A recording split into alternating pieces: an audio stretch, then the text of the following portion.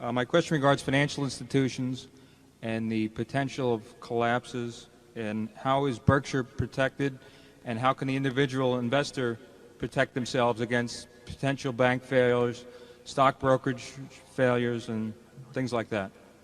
Well, I think as a depositor with large banks or as somebody that leaves their securities with large brokerage firms, I really don't think you need to worry very much. We have a too big to fail doctrine operating in this country relative to what you might call the innocent parties in big financial institution failures. We don't have it in respect to the equity holders, nor should we have it.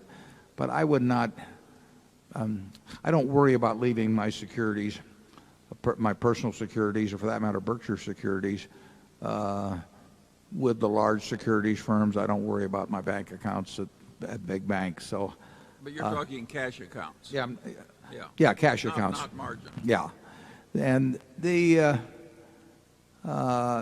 but if you, in terms of owning the equities of companies like that, or in terms of the fallout, the big thing that will really, the only way a smart person that's reasonably disciplined in how they look at investments can get in trouble is through leverage. I mean, if somebody else can pull the plug on you during the worst moment of some kind of general financial disaster, you go broke.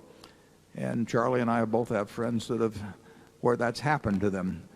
But absent leverage, and absent just kind of going crazy in terms of valuation on things, the world won't hurt you over time in securities. And, I mean, you won't be subject to the financial cataclysms that they don't need to do you in. If you have any more money during periods like that, you buy.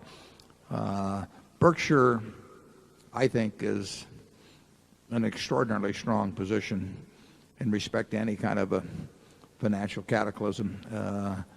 I think we would be definitely the last man standing and then some.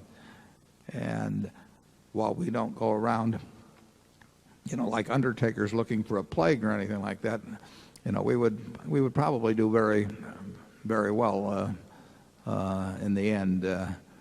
And that's happened a couple of times actually in the past, where we've had cash and we've had courage when the world was panicking, and we've done reasonably well during that period. And we've never gotten hurt by what was happening in the world around us, at least in the last 30 or 40 years. Charlie?